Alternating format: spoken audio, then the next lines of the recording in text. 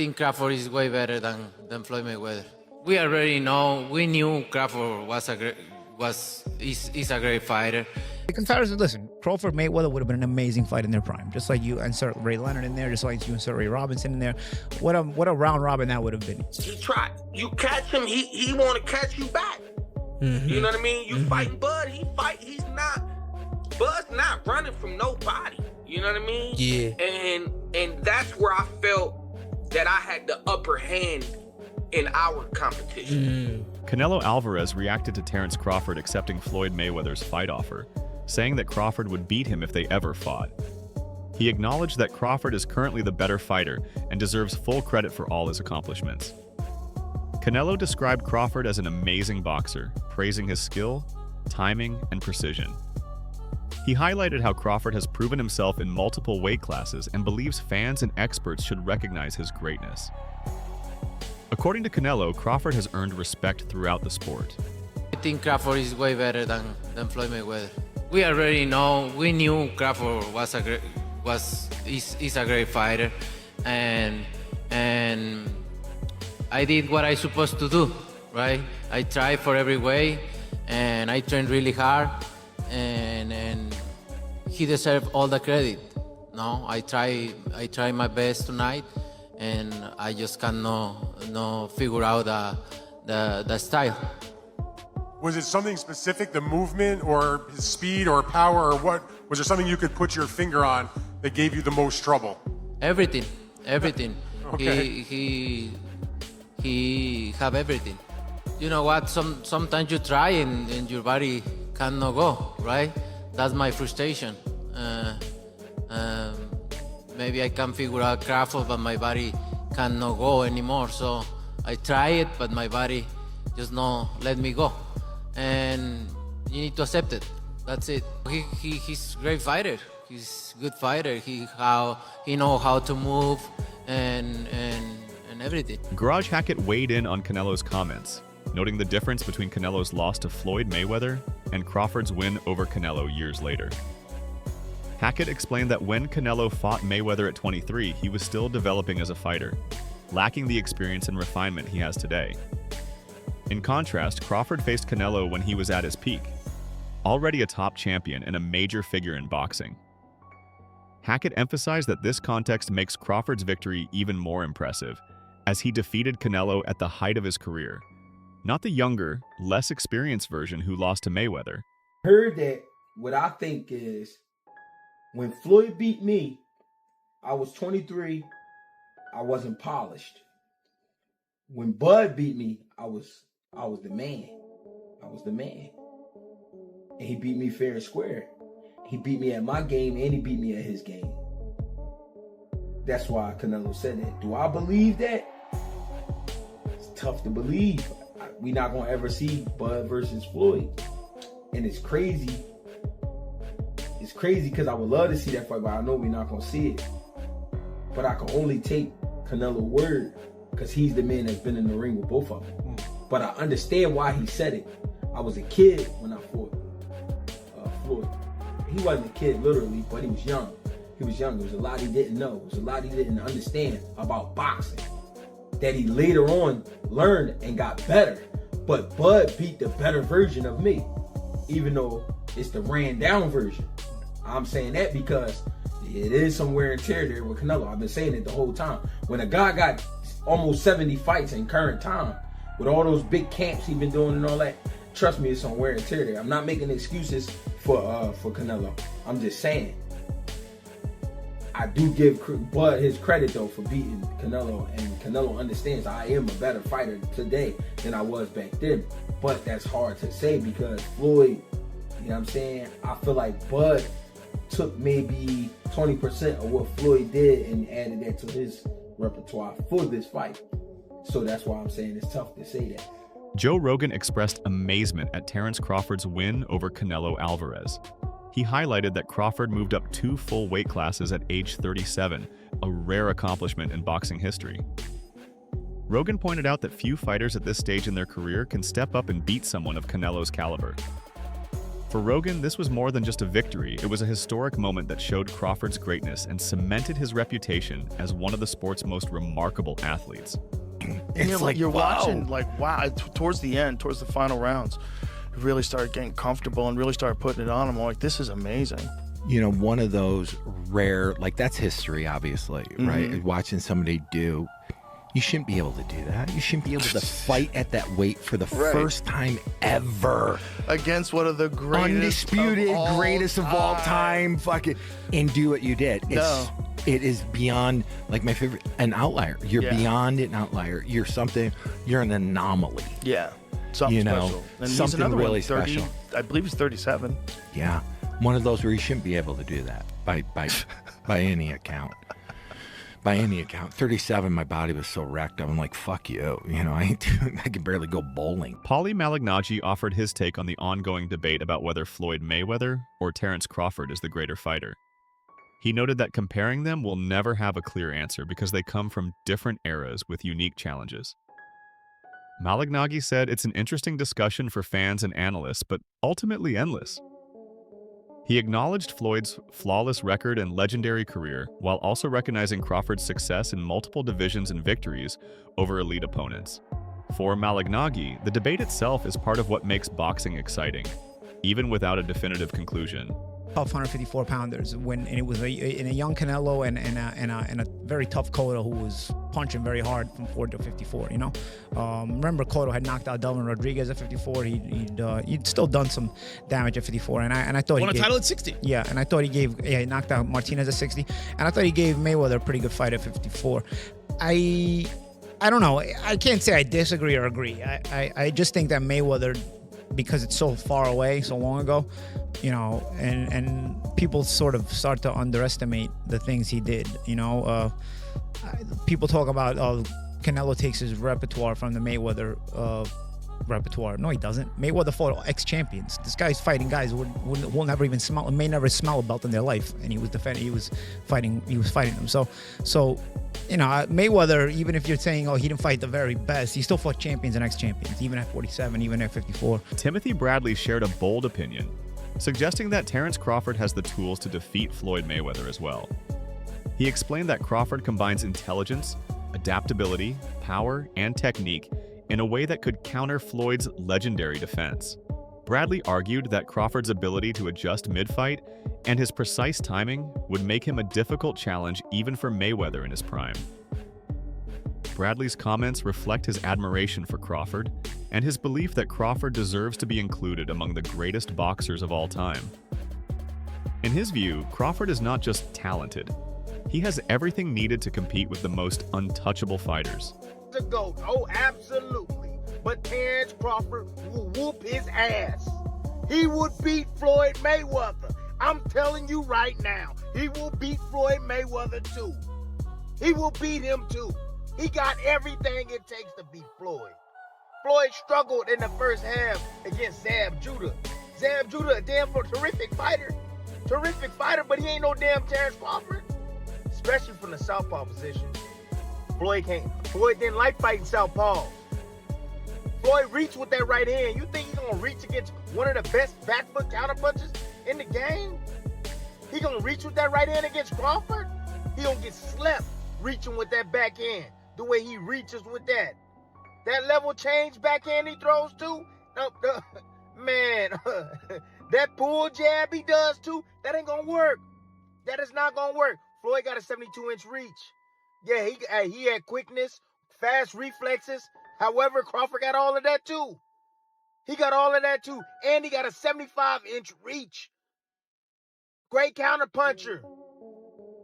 Can concentrate all night. Can put pressure on Floyd. He can even invite Floyd in. Yep. I noticed. Floyd's not having success. He started to step on the gas. That's what he do. And he gonna run into problems with Crawford because Crawford hits harder than him. Some in the boxing community believe that for Crawford to surpass Mayweather's legacy, he should pursue a major fight against Dimitri Vil. Known for his size, skill, and dominance at light heavyweight, Vil would represent a significant challenge that could elevate Crawford's legacy. These critics argue that defeating Bivol would prove Crawford can beat a prime, bigger, and technically brilliant opponent, cementing his place above Mayweather in history. Such a win, they claim, would remove any doubts and confirm Crawford as one of boxing's ultimate figures. Let's see Bivol, Bud, next, since Bud's so strong. That's what I said. Why you talking about 54? None of them dudes gonna get you up. If you truly beat Canelo, why not be the greatest fighter in the existence of boxing? Like, Bivol was the only dude to beat 2 undisputed active champions. Like, he beat Canelo as an undisputed champion, and he beat Better Beef as an undisputed champion. Bivol, historically, might go down as one of the greatest to ever do it. If you beat Bivol and you beat Canelo, I mean, Crawford might have surpassed TBE in Floyd. Floyd has never beaten someone as accomplished as Bivol. And forget about accomplishments like perceived threat. Who's Bivol on Floyd's resume? Reports indicate that Terence Crawford is aiming to make history by becoming a 6-division world champion, a feat only a few boxers have ever achieved. Already respected for dominating multiple weight classes and defeating top opponents, Crawford's goal to reach even higher demonstrates his hunger to test himself at every level.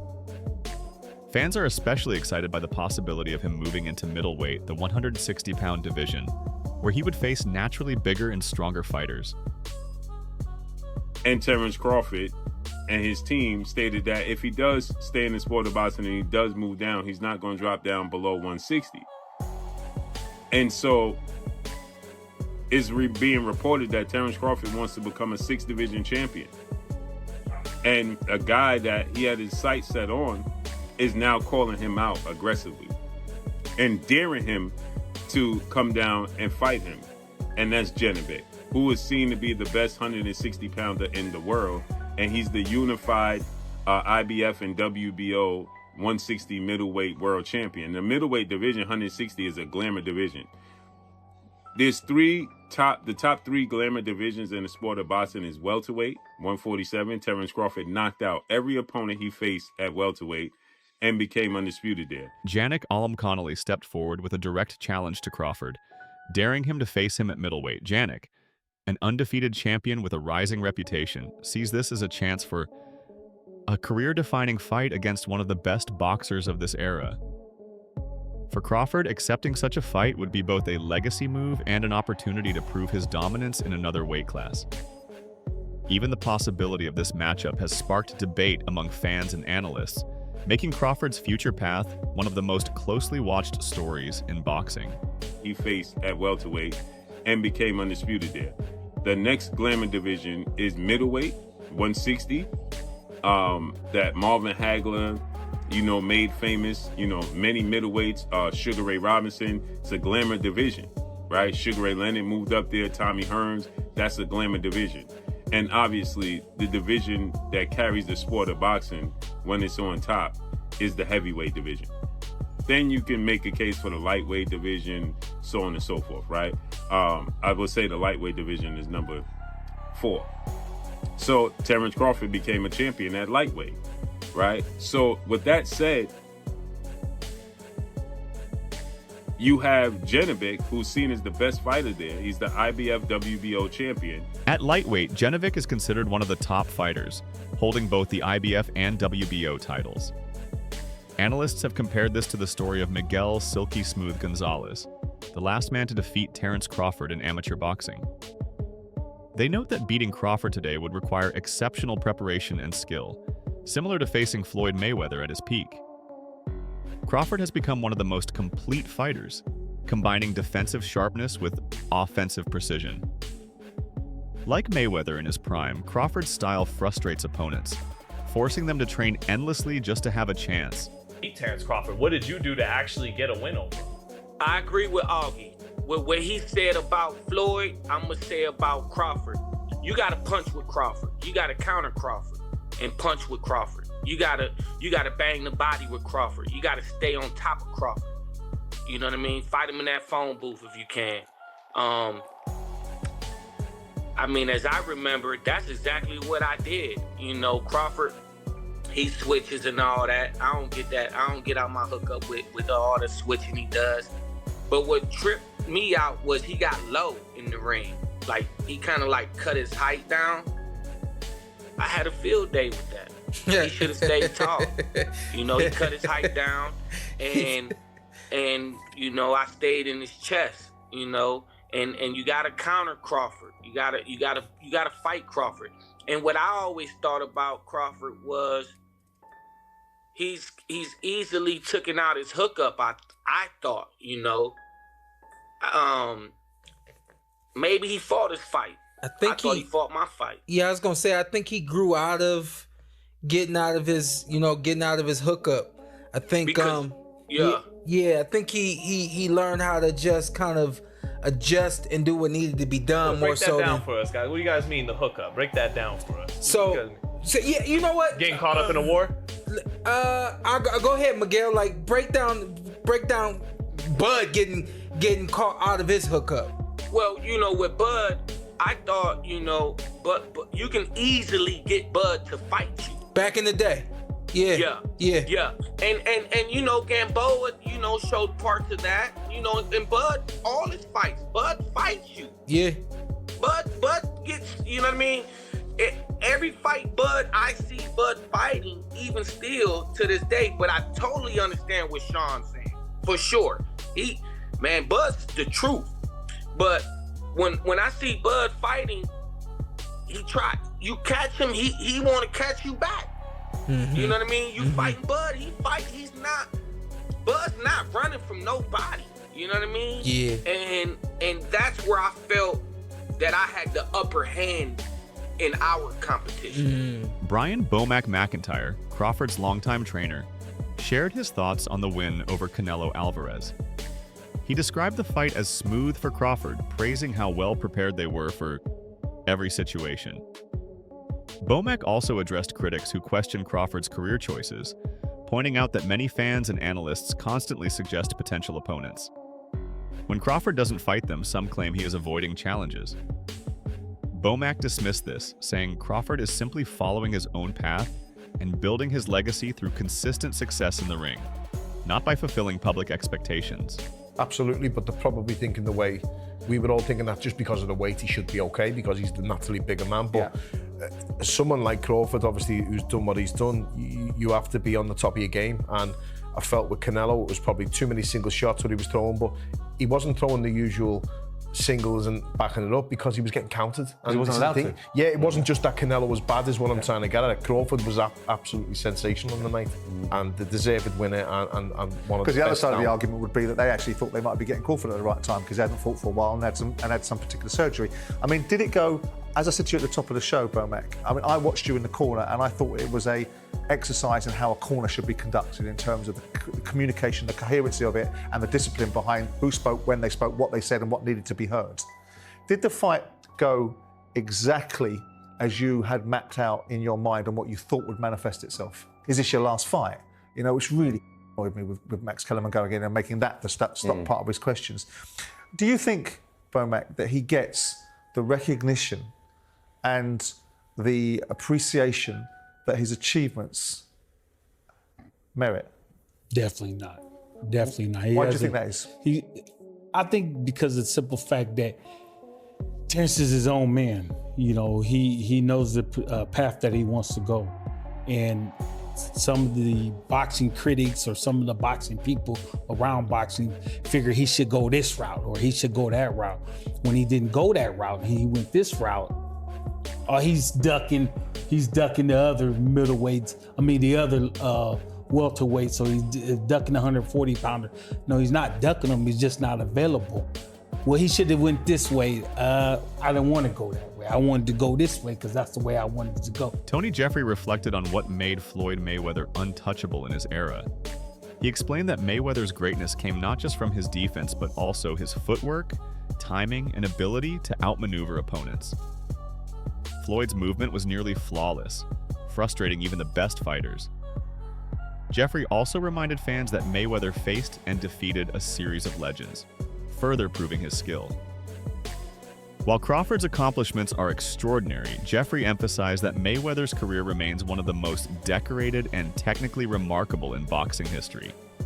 But if you study Floyd closely, like I have, you will notice that he never wastes any steps while he's in the ring.